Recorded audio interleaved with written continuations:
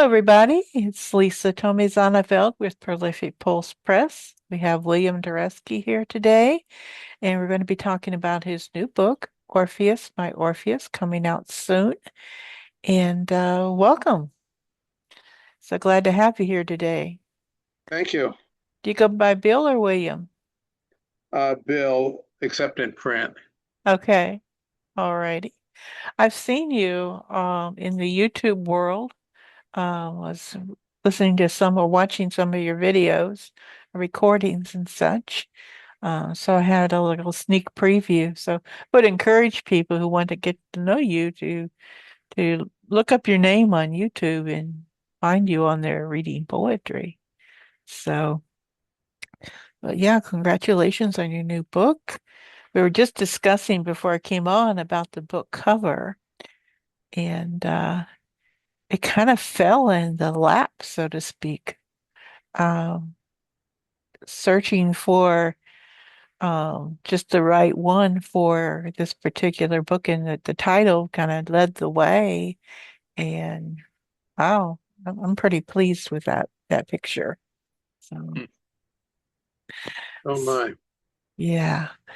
So Orpheus My Orpheus is one of the poems in the book, and a very, very wonderful poem, as are all the poems.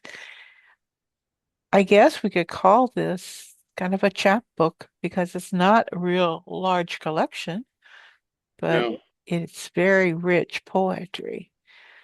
But before we really talk any more about the book, Bill, tell us a little bit about yourself. What are you doing now with your life, and tell us a little bit about your background. Well, what I'm doing with my life now is being retired. Uh, I taught for 34 years at Keene State College in New Hampshire and kicked around as an adjunct at various Boston universities, including Boston University, for 10 years before that.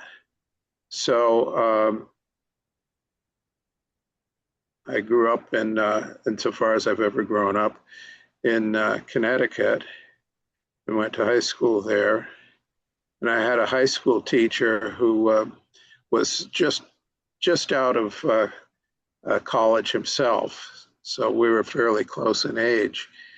And he assigned us some E. Cummings poems to read, and I objected. I said, "This doesn't seem like poetry to me. Anybody could write this stuff." And he said, "Well, okay, why don't you go home and try writing some of it yourself? Maybe you can show up Mr. Cummings." So I went home and I spent several frustrating hours learning that what Mr. Cummings was doing was a hell of a lot better than I could do. And although he never became one of my favorite poets, I certainly came to appreciate his ability. And I went on from there to discovering more poets like Wallace Stevens, who I was all excited about because he was a Connecticut poet.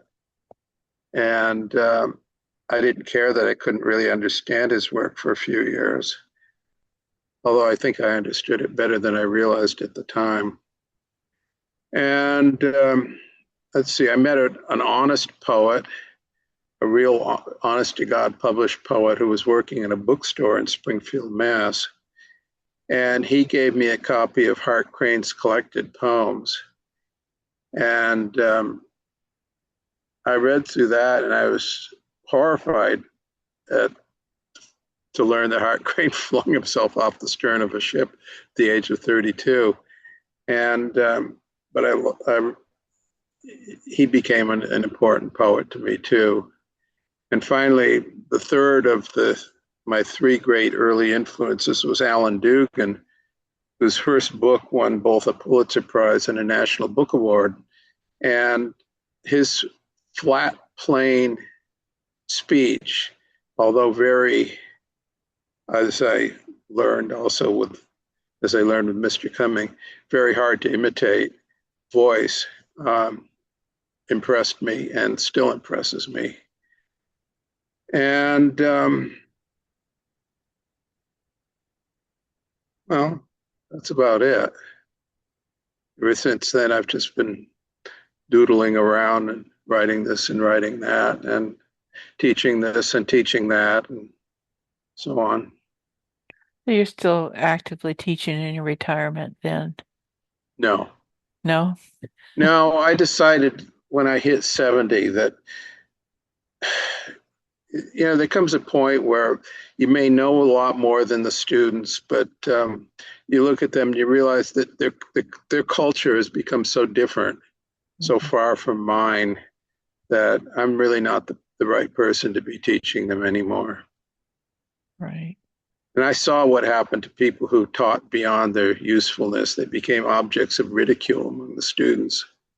And I know teachers don't like to hear that, but I remember when I was a student. So I quit. Well, I didn't quit. I retired. But and I'm glad I did because the college has kind of fallen apart. Even though it's a state college, they ended up laying off several tenured English faculty, and this is due to demographic changes. New Hampshire doesn't have as many young people as it did when I started teaching here. And I probably, with my seniority and higher salary, probably would have been a ripe candidate for laying off since they were trying to save money. And they Right. were using program shrinkage as an excuse to essentially fire tenured faculty. So, Yeah. So you left at the great time.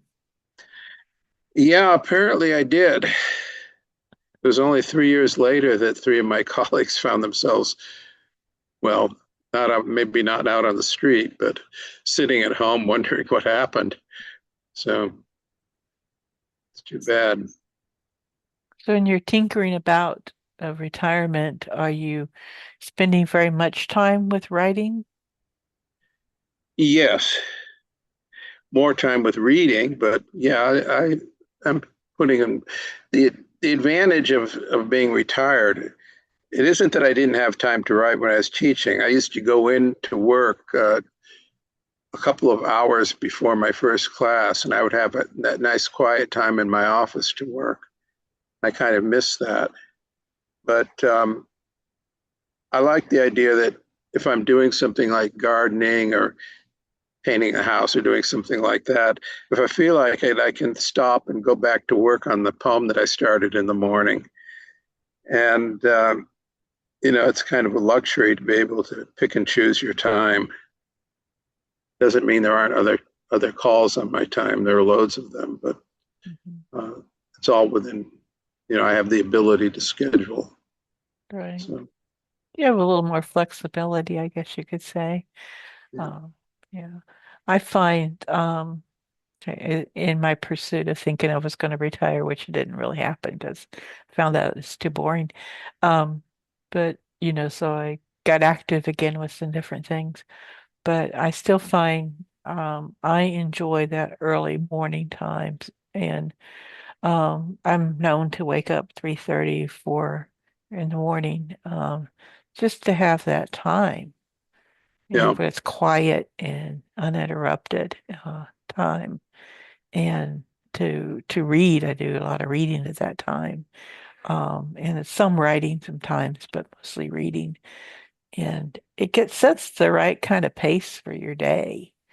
yeah, you know, kind of whatever happens during the day, you've kind of set the stage, so to speak, and also kind of cleared your head a little bit, before you pursue all these yeah. different things. So, well, Bill, would you like to read maybe some of your poetry?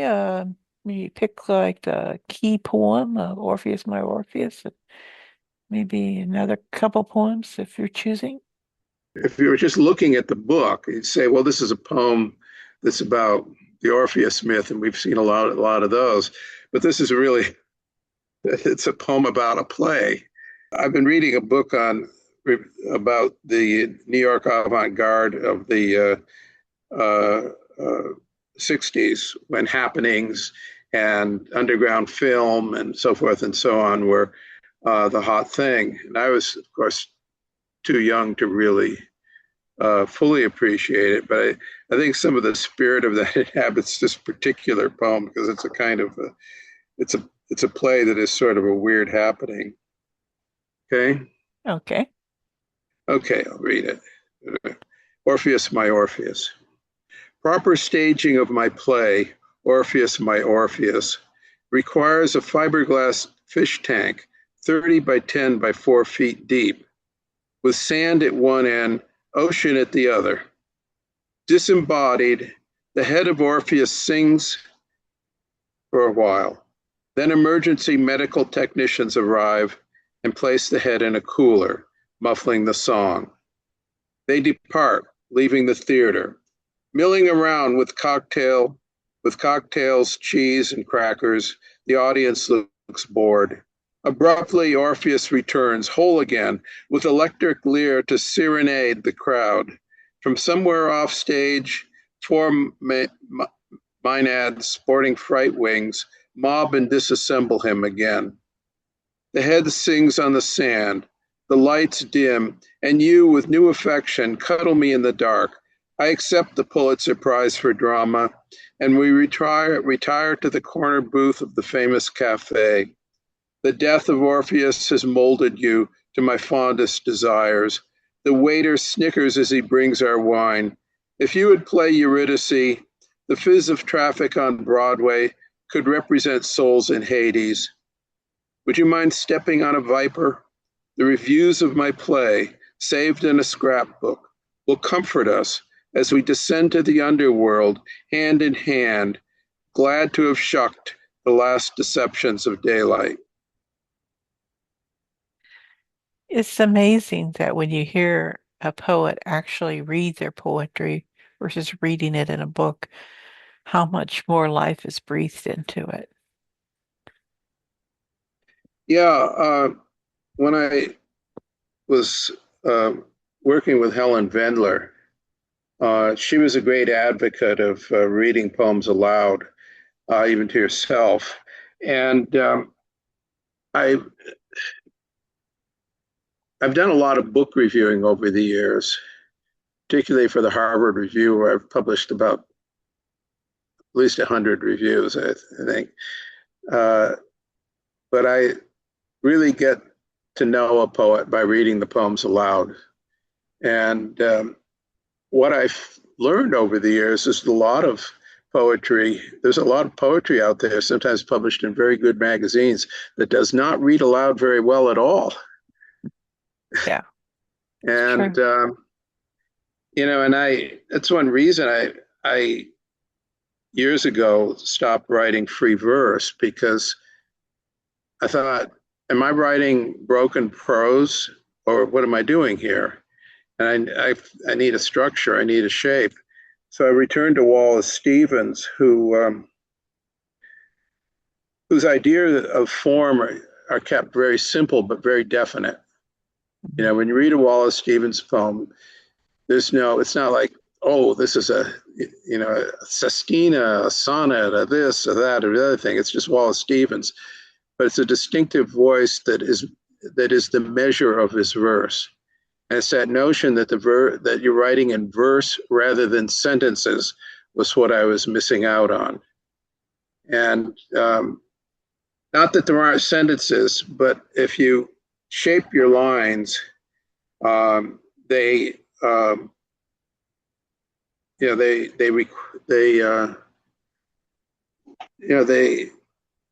add a meaning and a depth to the poem that if you just read these lines as sentences, it doesn't have. Pay attention to the line endings, pay attention to the overall rhythm of the line, pay attention to what the line as a unit is doing. I read a poem called Computers Go Crazy, which, it's based on a silly concept, but I think it illustrates what I'm talking about here. Okay. At RadioShack, the computers on display go crazy, peeling lyrics from the air and bleeding them onto their screens. Sappho, Dickinson, Donne and Yeats needn't worry. I kneel and read. One begins, take thrice with curry and heave. Another features the line, red hearts lurch from the oven to die dueling. I ask a clerk how long these laptops have been self-composing. A year or more, he replies. Do they publish these effusions? Indeed they do. I read further. Your luscious glands incite blowtorch gestures amid refugee camps on lightning steps. I admit I'm impressed. Can the clerk identify the program running? The computers wrote it themselves, he explains, and refuse to share the algorithm. I unplug one, flip it, and wrench its battery from its guts. Upright again, it still composes, renewing itself apparently from stray electrons vibrating in air. What would Catullus do? I dropped the machine on the hard tile floor. Oops, the screen crackles, webbed all over, but the CPU hums along. Insects warp the warm spring air, it insists, weaving a gauze of music in which you warp your bones with vinyl possessions. I've broken its brain. The clerk sighs and the light in the store darkens a shade or two, the hum of mad computers threatening with a language no one owns. Now, that was written long before AI came on the scene, but I guess that's what it's about. Well, yeah, it is kind of about that. It's kind of about a lot of things, and actually kind of takes you back a little bit to computers and the how they've evolved, how they've changed. But you know, Yeah, my first job out of college was as a computer programmer, oh and I didn't, my. and it was the early days of corporations using big computers to handle masses of data. There, Hmm. there were still key punch operators, and you got the data in via key punch cards, and you also loaded programs with that were written on large accumulations of key punch cards. So I didn't know anything about any of this, but I had a little office, and a fellow from IBM, which was right around the corner. This was at John Hancock in Boston. Came as a consultant, and he explained how Fortran 4 worked. And I started drawing up algorithms, and he started showing me how to write the program and we spent a year at it. And when we were done, we had these trays of punch cards that we had to push into the computer and hope that it worked. If we'd made even one mistake, if the key punch operators had made any mistakes, um, we inspected the key punch cards and so forth, but it was a crapshoot. Well, the program worked, and it worked flawlessly as far as we could tell. And so I was so amazed by that, I quit my job. I thought, this is it. Whatever I'm going to accomplish as a computer programmer, I've done. I can't top this. So I quit, and I got a job teaching at Emerson College, and that began my 44 years of teaching. So, Well, in the whole process, you also exercise the organized thinking processes and balances and checks and those sorts of things. So it's not a total loss either. Um, oh no, no mm-mm, experience is ever a total loss. mm-mm. It only adds to what you're going to be doing. All those experiences add up. Mhm. And you had mentioned that, and not on here, but just you between the two of us about having known some of the poets. I guess they no longer are with us. Have you done any like tribute poems or things or such of that nature that would call back some of the styles or the words of other poets that have come before us? Well, yes and no. I mean, I've written about some of those people who are particularly close to me, like the poet Sam Cornish. Hmm. Um, he and I wrote a poem about him that I think is one of my better poems. Uh, but I wrote a little prose piece on Elizabeth Bishop and our various escapades in Cambridge when she was teaching at Harvard. Um, Oddly, I've never written about some of the people who were most important to me as teachers, but I have written this and that, and the other thing about people who are definitely friends. Hmm. For example, I've never, well, I worked with Robert Lowell, and we were friends, but I've never wanted to write about him because after he died, so many people just came out with this kind of gush of memoir about him. I just didn't want to add to that. Yeah. I still don't. You know, Hmm. I'd rather just remember him as the a very good and very fine friend he was, and a wonderful poet. Um, the Helen Vendler, wouldn't dare write about because her ghost would probably tell me tell me off. She Helen was Helen was something. Uh, she's a great teacher and she's a wonderful critic, but she was also Helen. Very difficult to think about.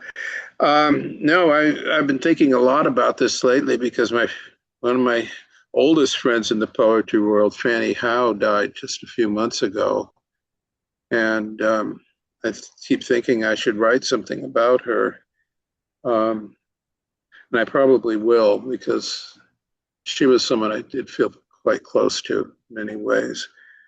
Um, but it's hard in a way to write about real people without, well, I don't know. I mean, you have to keep something for yourself when it's a real Hmm. friend. Yeah. You can't just dump them on the world as though. Hmm. So, in order to do that, I have to find what something along the line of what T.S. Eliot called the objective correlative. You have to uh, find a way to cast life into art. Hmm. Sometimes you have to cast art into life, but in these cases, I think it's a matter of remembering that a poem is a poem. It's not a sermon. It's not a memoir. It's not any of those things. It's a poem. And even though it's very hard to know exactly what a poem is, I love Jonathan Culler's book, Theory of the Lyric, which I've read twice now, and it still ends the same way, which is, oh, well, there can't be any theory of the lyric because we don't really know what a lyric is.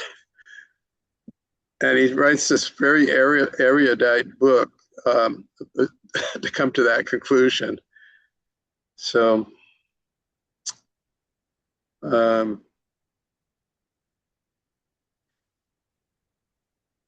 no, it's funny. I mean, most of the people I knew in the poetry world have now died.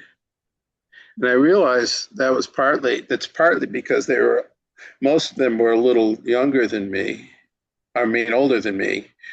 But two, you know, a couple who are just my age or even a year or two younger are now gone. So it's beginning to feel kind of lonely here. Oh, yeah. I can imagine.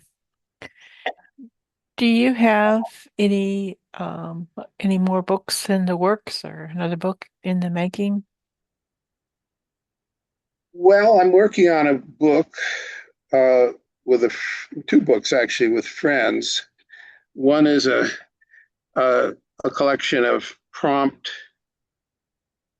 uh, of I don't want to call them poems. They're more like prose poems or microfictions. Hmm. Uh, we give we agree on a prompt and we each write on it, and we're producing it'll be another small book, like, maybe 36 pieces. Hmm. Um, but it's going to be published by a, a former student, Hmm. a former student of both of us. So, she wanted to do a book uh, by us, and this is what we're doing. And another book that I'm working on is with a friend, Roger Kingston, who's a photographer. He and I did a book together that was published a few years ago called Train to Providence. And it was a, a, a book that, well, we sold a lot of copies of it. It was published by a New York publisher who does artist books, and this is sort of what it's like, small in format, fully illustrated. I wrote a poem, 36 poems, 36 photographs, and we were very pleased at the way that came out. And we had an opening at the Watertown Diner in Watertown, Mass, and all sorts of people came. Some poet friends I hadn't seen in years and years. Um, that was a lot of fun. So we're working on another book. It'll be a little bit different than the first one in some respects, but it's along the same line. Beyond that, I just write whatever the day brings. So, Hmm.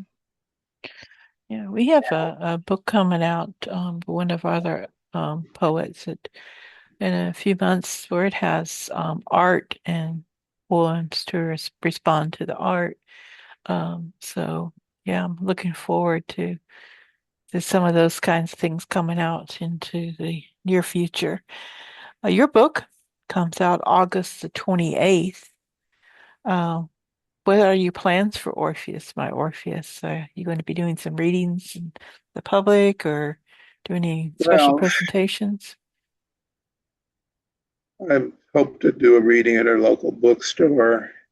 Uh, I'll include it when my friend Jeff and I are going to do a reading up north, up near Dartmouth, and I'll include it in that. And I have friends on the seacoast who are poets who have connections at the local bookstores there. And maybe we can do a reading. I've done a couple of readings over there in the past. Maybe we can do another one. Very So nice. it's been hard though since the COVID thing. Mm-hmm. You know, there are relatively few live readings anymore. That is in-person readings. Really? But yeah, well, around here anyway. And Oh, I still have one of my old poet friends alive who runs a reading series down in Cambridge, and I deal with that. So we well, used to have a nice reading series locally here where it was in an Italian restaurant, and we got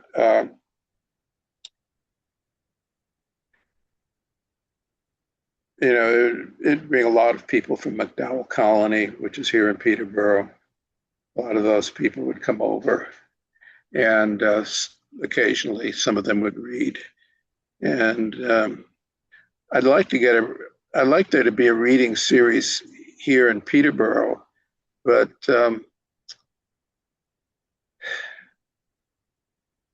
well, I don't know. We might get something going. okay. Wow, a lot of different things going on.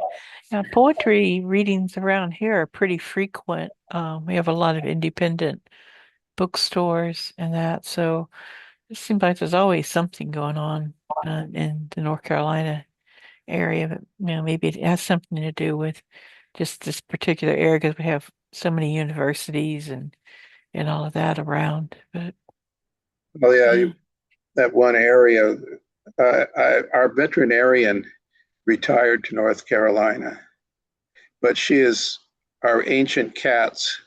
We have, our part Siamese is 19 years old, and she she's lively and seemingly healthy, but she's being kept going by my wife's very careful nurturing of her. And that vet is essential. And so we have telephone uh, uh, conversations with her. And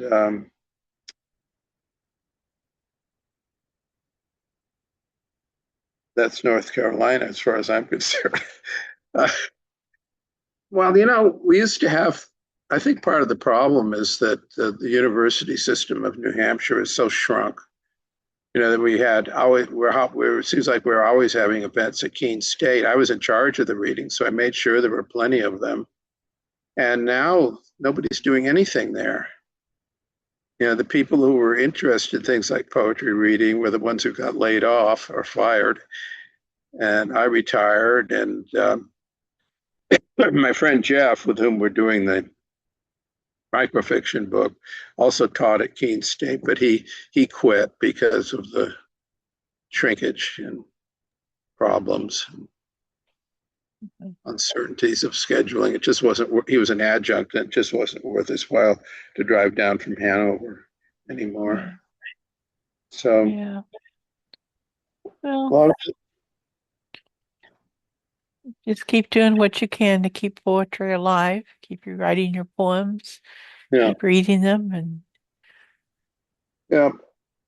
I always exchange books with a few friends, and we try to get each other's work into bookstores and so on. very nice. Friends in Rhode Island, and still some in Boston, Cambridge, and I think it's one of the biggest problems the arts are facing in this country is the cost of living.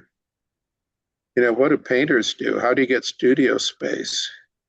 Unless most painters are not rich and famous. They need space. Yeah. And poet, you can sit with your notebook in the park and write. It may not be ideal, but for people who need space for their art, and of course you have to buy time somehow. Yeah.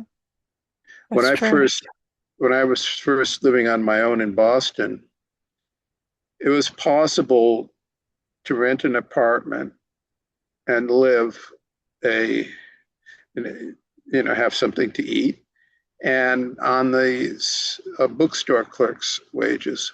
Mhm. Try doing that now. Be Apartments that hard. an apartment that I rented for $70 a month is now what was it? It was $4,500 a Wow. month. $4,500. I mean, Can't imagine. yeah. I mean, who has that kind of money to spend on housing? I Mm-mm. mean, only people who are very rich, Yeah. and very rich people aren't Unfortunately, very rich people these days don't seem to be very interested in the arts. I mean, around here, it seems like the arts are very strong still, but who's to say that's going to continue? Um, but people have found some very unique ways of displaying their works. I mean, between one of the most common things I see are in like coffee shops and that. And that seems to be working because I see work, one of my favorite coffee shops that invite artists to display their works and can sell them there. And I go back in and there's all these sold signs up. So somebody's selling their work that way effectively. But yeah, you have to get real creative on the space that you can present your work.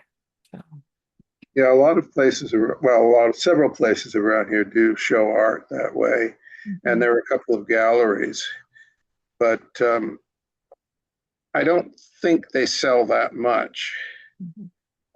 They sell a few pieces, but some of our best artists left the area. As a matter of fact, one went to North Carolina, and she's been. I don't know if she's prospering in terms of selling art, but she posts her work. But she sends emails around with her work, and I think she's doing some very good work down there. But that's,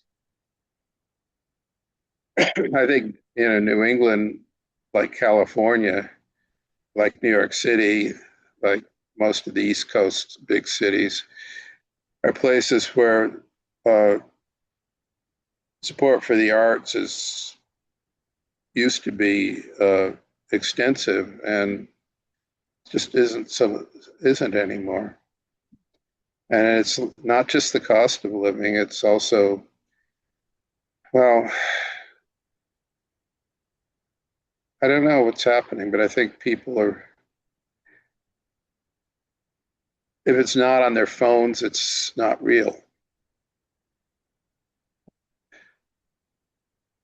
We've become so technological about things, fast paced.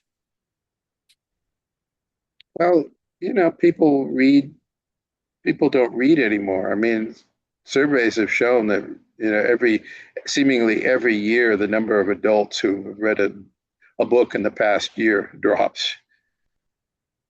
And if people aren't reading, and I mean really reading, then they're not going to read anything. And I don't know. I mean, I go to our local bookshop and I see people buying books and presumably reading them, but they don't buy poetry books. I keep an eye on the poetry section to note if things are disappearing. They aren't. Yeah. Pay And attention to that as well. yeah, so it's tough. Used poetry that sells better than new because it's cheaper. Instead of $15, it's $5. People will bite. But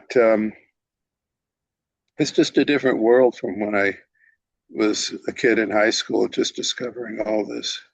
I used to take the train down to New York and go to jazz clubs and various odd things, see underground films. And I mean, I was too young in a way to really appreciate all that, but it was a $4.20 round trip train ticket from Enfield, Connecticut to New York City.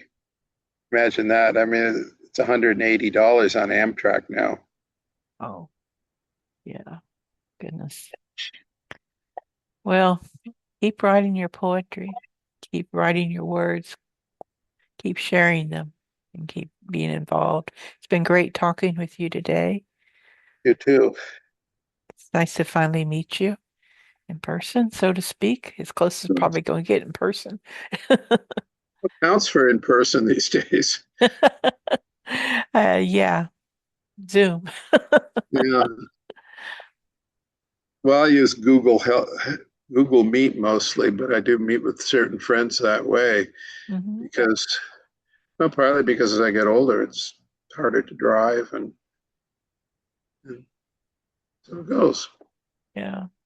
I actually don't mind Zoom so much. I got used to it more and more with, with the pandemic, but um, I'm okay with it. I mean, some people can't stand it, but I'm okay with it.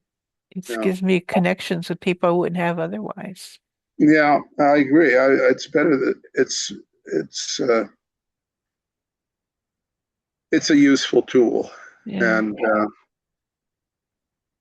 I was leery of it at first, but I've gotten pretty used to it too, so don't really mind it. yeah. I mean, what are the odds? Again, are the odds that we meet each other?